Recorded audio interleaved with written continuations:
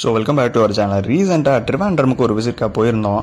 அங்கே hotel Gokulam கிராண்டில் stay பண்ணிவிட்டு லுலு மாலுக்கு அப்படியே வாக்கபிள் டிஸ்டன்ஸில் நாங்கள் வந்தோம். அங்கே தெரிய தூரத்தில் இருந்தால் ஆக்சுவலாக ஒரு வித்தின் 1 கிலோமீட்டர்ஸில் நாங்கள் வாக்கபிளில் லுலு மாலுக்கு வந்தோம். அந்த ஹோட்டலோட வீடியோவுமே லிங்க் நான் இதில் போஸ்ட் பண்ணுறேன்.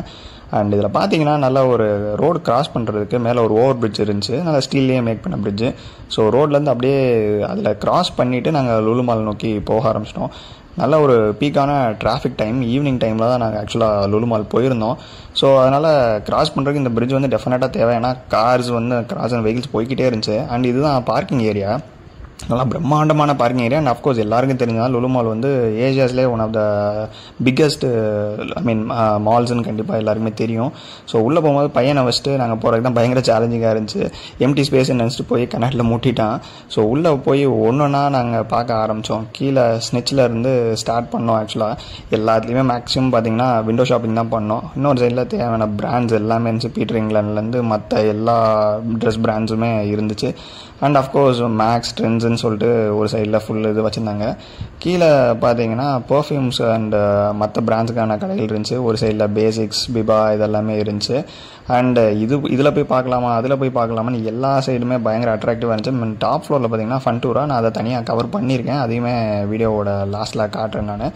அண்டு உள்ளே அவங்க பார்த்தீங்கன்னா போதும் தெரிஞ்சுங்க எவ்வளோ தூரம் வாக் பண்ண முடியும்னு தெரியாத அளவுக்கு பயங்கர பிரம்மாண்டமாக பெருசாக இருந்துச்சு. நாங்கள் போனது ஒரு வீக் டேங்கிறனால ஆக்சுவலாக கூட்டமே இல்லைங்க. இங்கே பாருங்கள், எல்லா இடத்துலையும் அங்கங்கே பீப்புள் நடந்துகிட்டு இருக்காங்க, வெளியே பெருசாக கூட்டமே இல்லை.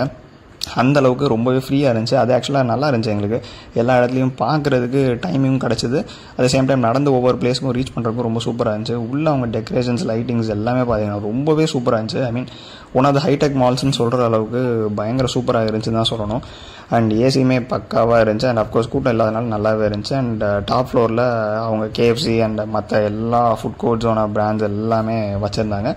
அண்ட் பேஸ் ஃப்ளோர் இப்படி தாங்க இருந்துச்சு. தேவையான ஷாப்ஸ் எல்லாமே அவங்க வச்சுருந்தது. லைக் ஒவ்வொரு ஷாப்பான நேம் சொல்ல போகிறதில்ல. அஃப்கோர்ஸ் உள்ளே நீங்கள் போனாலே மேப்ஸ்லேருந்து எல்லாமே தெரிஞ்சிடும் உங்களுக்கு.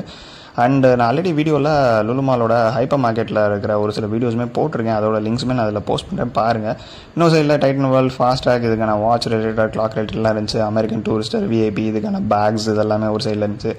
And Toni and Guy and other salon and dressing units எல்லாமே அது ஒரு சைட்லாமே அவங்க ஃபுல்லாமே வச்சுருந்தாங்க.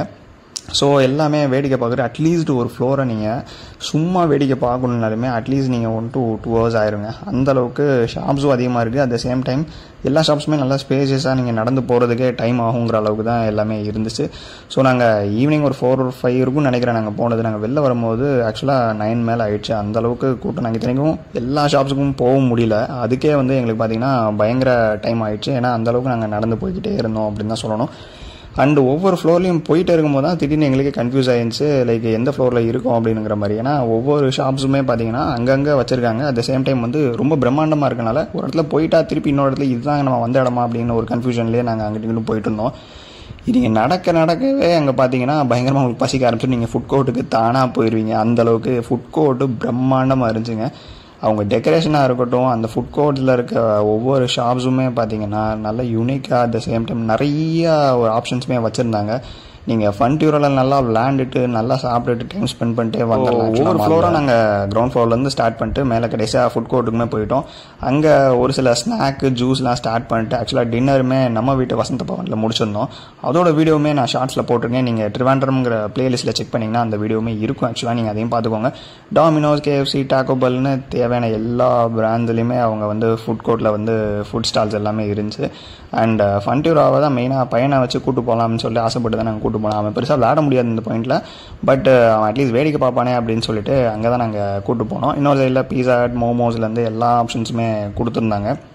ஸோ அப்படியே கொஞ்சம் சாப்பிட்டுட்டு உள்ளே ஃபன்டூரா போனால் நமக்கு தீம் பார்க்கில் பார்க்குற மாதிரி ட்ரை கேம்ஸ் எல்லாமே நிறைய வச்சுருந்தாங்க. ஆக்சுவலாக பார்த்தீங்கன்னா லைக் மாலில் இத்தனை ட்ரை கேம்ஸ் வைக்க முடியுமா அப்படின்னு சொல்கிற அளவுக்கு மினி ரோலர் கோஸ்டர்லேருந்து இந்த டோரா, இந்த ராக்கெட் லான்ச் இந்த மாதிரி இருக்கிறது, மினி ஜெயிண்ட் வீல் அப்படின்னு சொல்லிட்டு எல்லாமே வச்சுருந்தாங்க. சார் இதுக்குள்ளே இவ்வளோ தூரத்துக்கு கேம்ஸ் அவங்களால கொண்டு வர முடியுதா அப்படிங்கிற மாதிரி. அண்ட் டேஷிங் காரு, இது அவங்க கிரேசி காருங்கிற நேமில் வச்சுருந்தாங்க. இதெல்லாமே ஒரு சைடில் இருந்துச்சு. அஃப்கோர்ஸ் எல்லாத்துலேயுமே கார்டில் பே பண்ணிவிட்டு நம்ம விளாண்டுட்டே இருக்கலாம். எல்லா மால்ஸ்லையும் இருக்கிற மாதிரி அதே ப்ராசஸ் தான். நீங்கள் தேவையான கேம்ஸ் விளாடும்போது கார்டில் ரீசார்ஜ் பண்ணிவிட்டு நீங்கள் விளாண்டுக்கலாம். அண்ட் ஒரு சைடில் பவுலிங், கிரிக்கெட் இதெல்லாமே ஒரு சைடு போயிட்டே இருந்துச்சு. இங்கே தான் இந்த இடத்துல தான் பவுலிங், ஸ்னூக்கர்ஸ் இதெல்லாமே விளாண்டுட்டு இருந்தாங்க. அண்ட் இன்னொரு சைடில் பார்த்தீங்கன்னா இண்டோர் கிரிக்கெட் இருந்துச்சு.